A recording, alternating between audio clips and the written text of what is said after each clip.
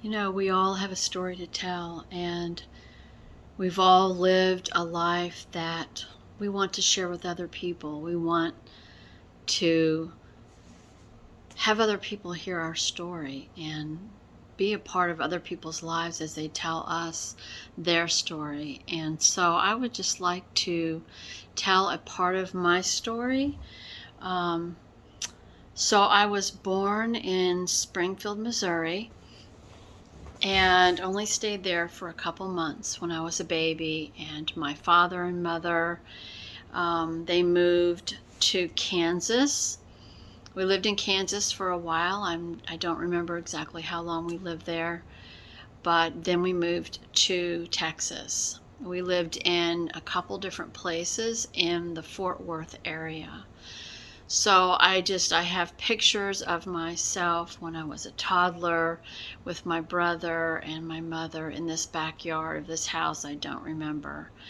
And then I remember I don't remember, but we moved to another house in Fort Worth, and that is where we stayed until I was 12 years old.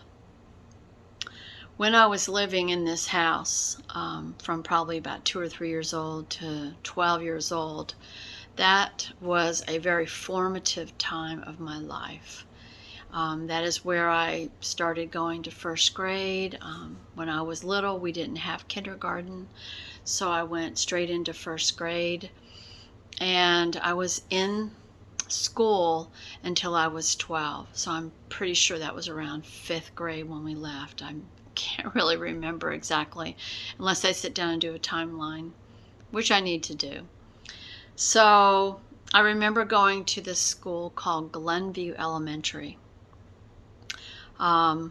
Many years later, I revisited that school, and everything was so small and so short. And I visited the playground. I went inside. I walked all through the school into the different rooms, and it was really fascinating. I have a video of doing that with a friend. So when I was in that school, I remember so many different memories.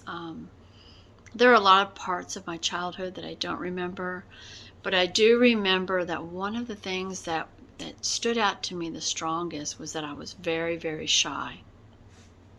I was very shy, and I was very uncomfortable around people.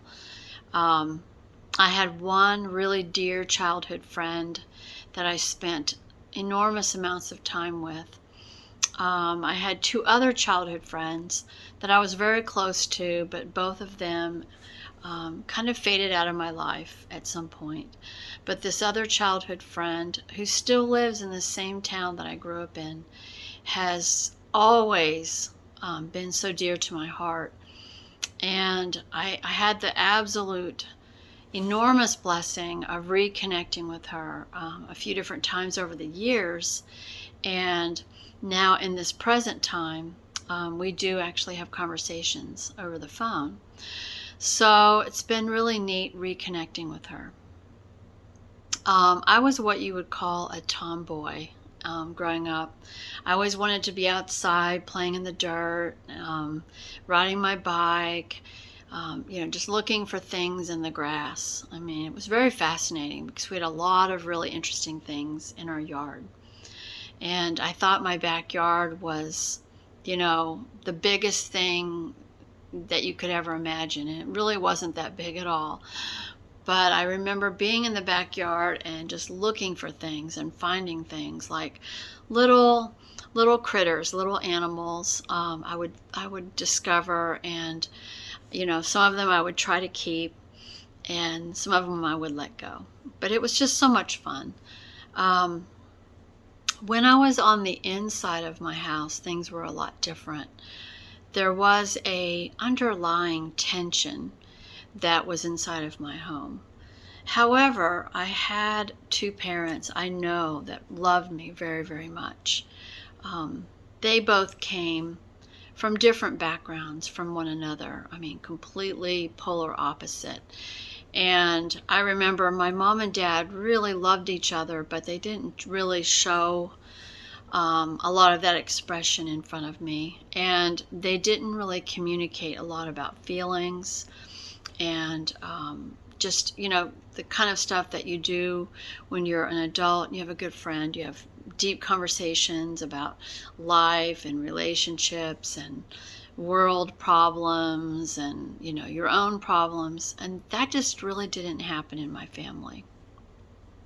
I spent most of my time either outside or in my bedroom. I was in my own little fantasy world playing with the toys and the different things that I had in my room, or I was outside riding my bike and running and sitting in the dirt and just having a really good time outside.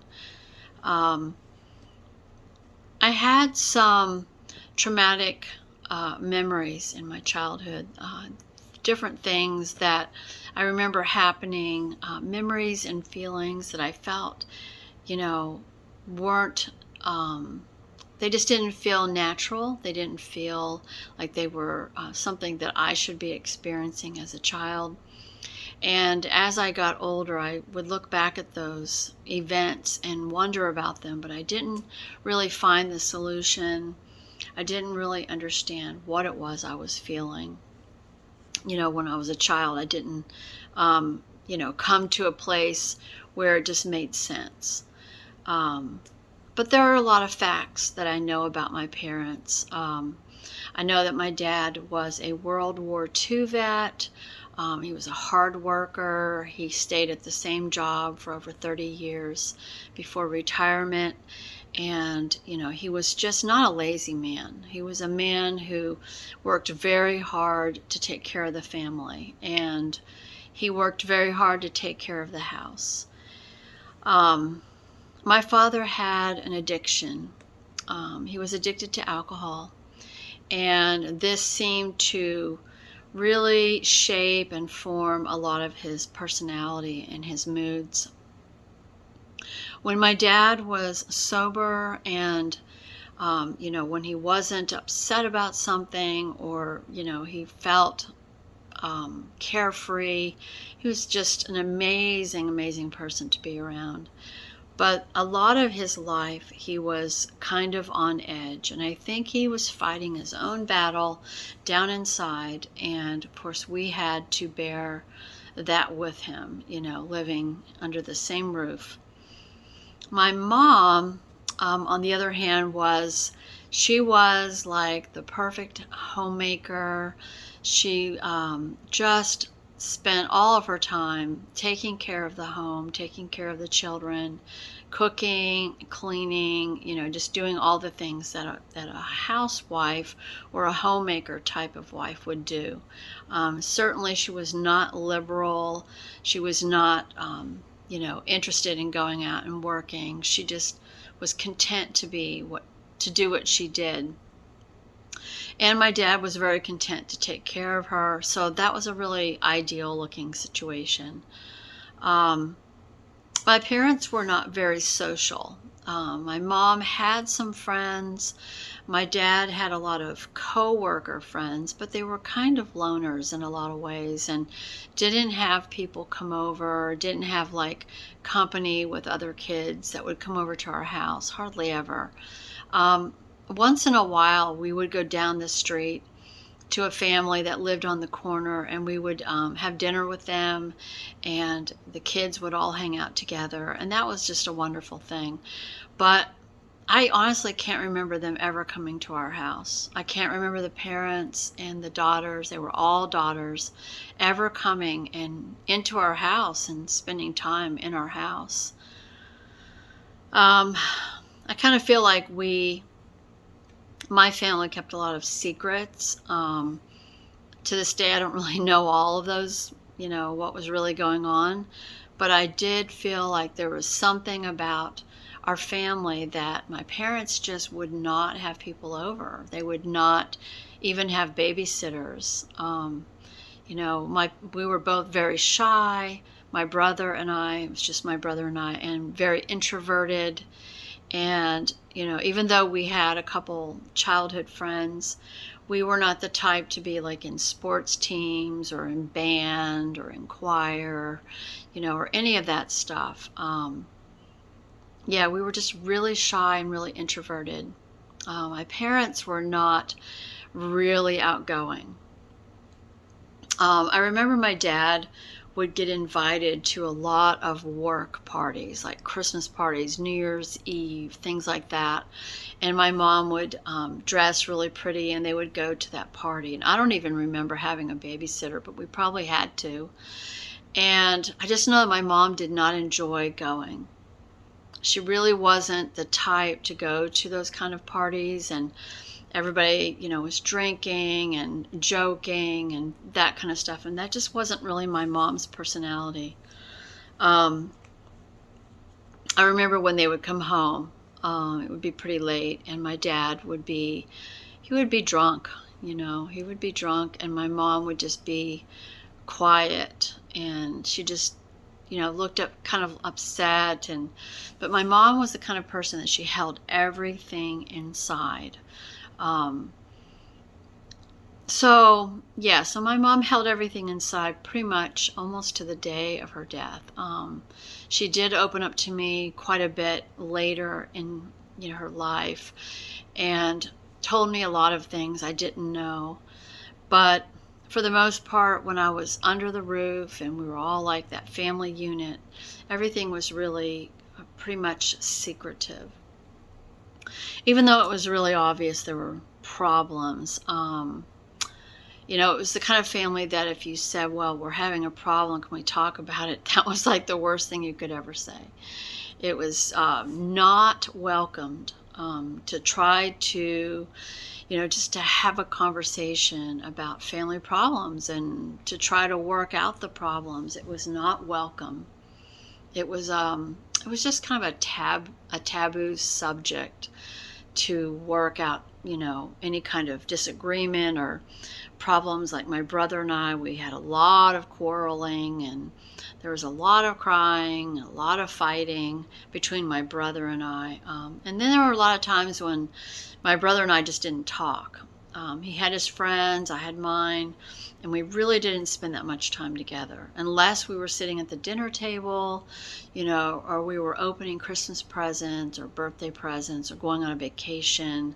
Other than that, my brother and I really didn't spend time getting to know each other. Or we weren't really playmates, we didn't really hang out.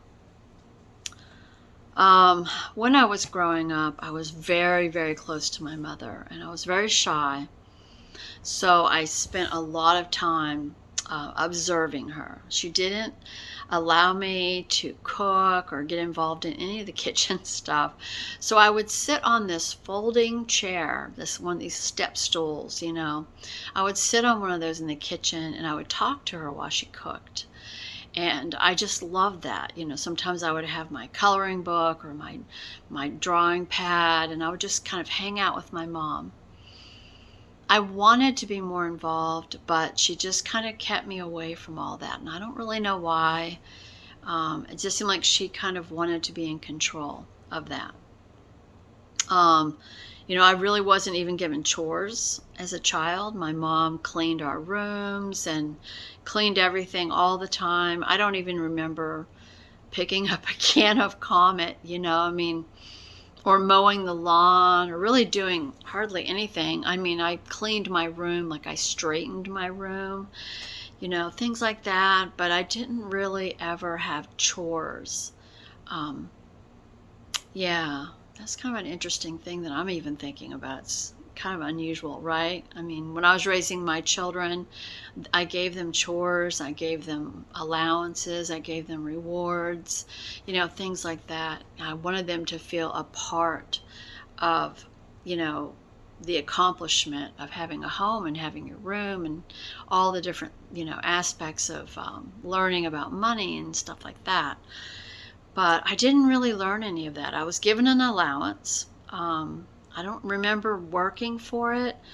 I just remember I would ride my bike down to the 7-Eleven, and I would just spend it all on candy. And I'd just ride around eating all that candy and come back home, I remember I was pretty mischievous as a child.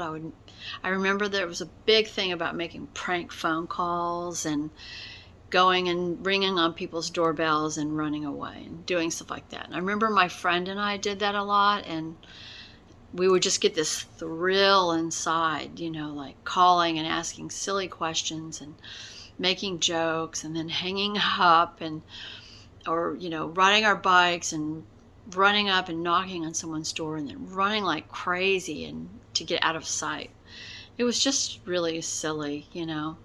I wasn't really destructive. I wasn't a destructive child, but I do remember I picked some people's flowers sometimes out of their yard, and then I would run like crazy to get home. Or I'd find a loose dog and bring it home and try to make it my pet. Just the typical things you do as children. Yeah, I remember I made this friend who lived down the road from me. Well, I had this friend that we would go to their house. It had 3 daughters. I think there were 3, maybe there were 4. And I remember they moved to a different area of the neighborhood, and they really weren't far away. But as a child, it felt like they were like 5 or 10 miles away, but they weren't. And this new girl moved into this house with her family, and she is the girly girl friend that I had. She introduced me to Barbie dolls and wearing dresses and, just doing all that girly stuff, because I was not like that at all. I remember we fought a lot. We would fight over these Barbie dolls, and we would have these horrible arguments, and I would run home crying, and then we'd be back together playing again. And she was just a wonderful friend. I remember she moved away, and I was devastated. I was so devastated when she moved away. But I had my very, very best friend, and that's the one that I've been talking to, in the last year.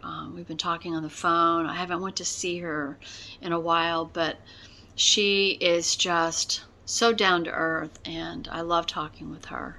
So I'm thankful that I have some connection to my roots in my growing up. I remember when I was just before I turned 12, I remember my mother came home one day, and I just remember her starting to talk about God. And, I had a really tender conscience as a child. So even though I didn't know who God was, I had no idea, because we didn't go to church. And I had visited some churches with school friends, but I didn't know who God was. And I just know that I felt really guilty if I disobeyed my parents, or if I told a lie or did anything that was just not right. I just knew in my heart that I was doing something wrong, and I would cry. And so I remember my mom starting to talk about God on this whole different level, like she had never really talked about God before. And all of a sudden, she wanted to go to this church that was down the road. And so my brother and myself and my mom, we were all going to this church. My dad did not come to church with us. And I remember listening to the preacher, and he was talking about Jesus. He was talking about Jesus being the Son of God, and he was talking about how God sent his Son to the earth to live a sinless life, to identify with human beings, even though God is God. I mean, God has all knowledge, right? So God already understood perfectly who we are, what we feel, what we're thinking, what we're going through, and what we will go through. I mean, he knows everything about us. But he chose to come and to identify with human suffering and pain and living on the earth. And he told this whole story about Jesus, and I was just absolutely, my heart was just pounding. And I remember him saying that if anybody in the room wanted to have this Jesus in their life, if they wanted to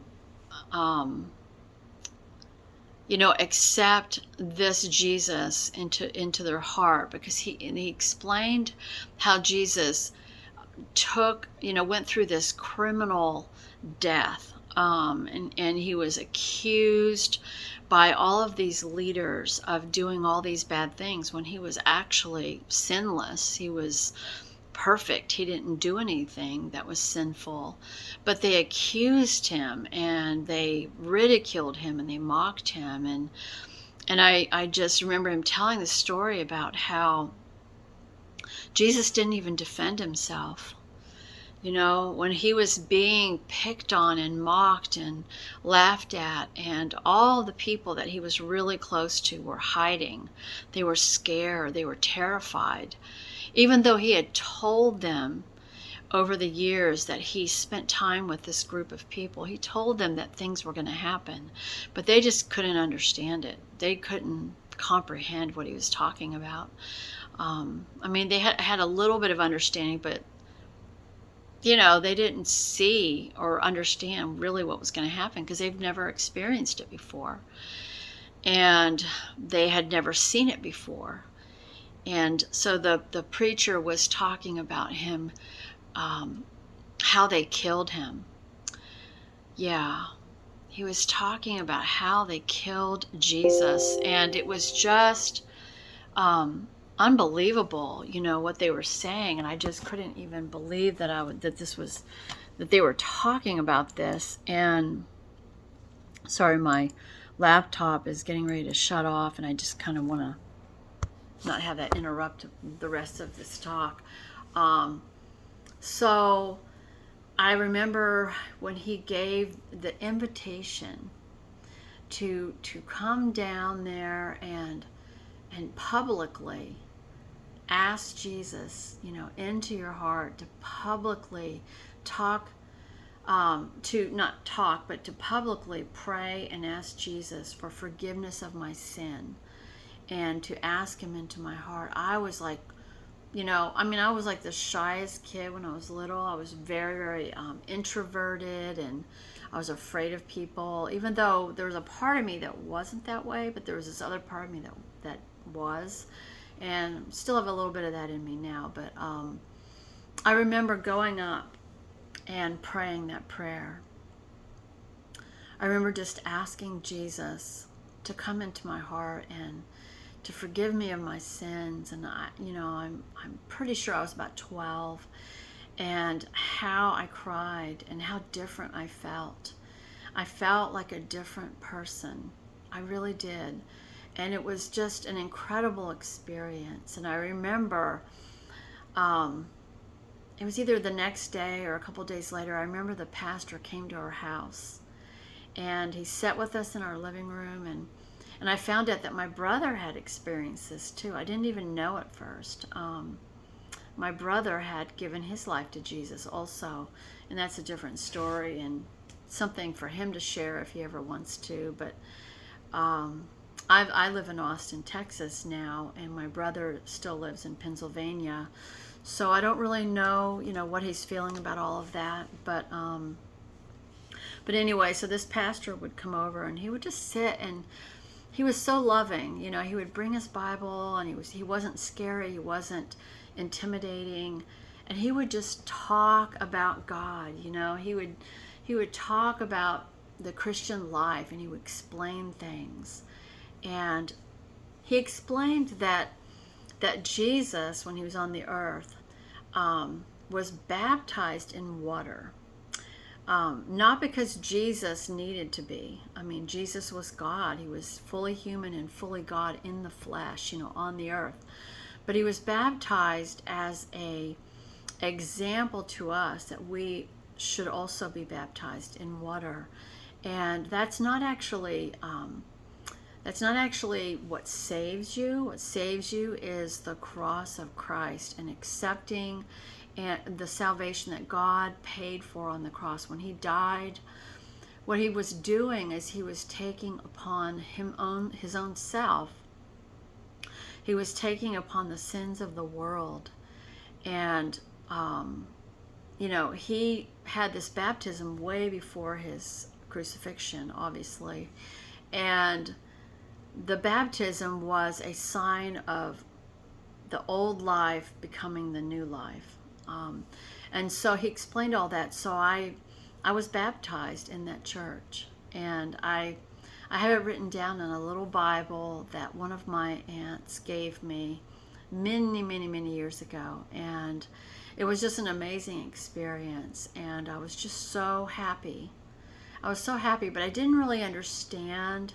I just knew that God was real. I knew that Jesus was real. I didn't understand the Bible, but I did as a 12, 13, 14-year-old. I mean, I did read it, and I did try to understand it, but I didn't comprehend it. I didn't comprehend it. And I didn't have someone who would sit with me and would explain what the Bible actually meant.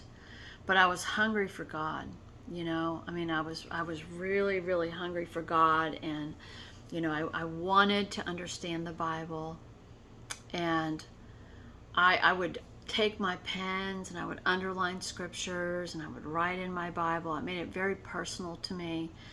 And I just loved it. You know, I loved God.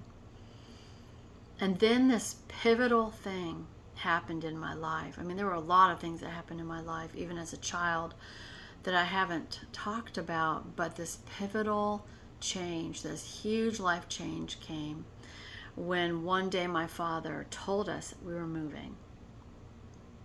We were moving, and we were not just moving down the road or moving to another town in Texas, but we were moving up north. We were moving out of the state of Texas. And I remember just feeling like my heart just shattered. I felt like my heart shattered into a million pieces. I was just horrified.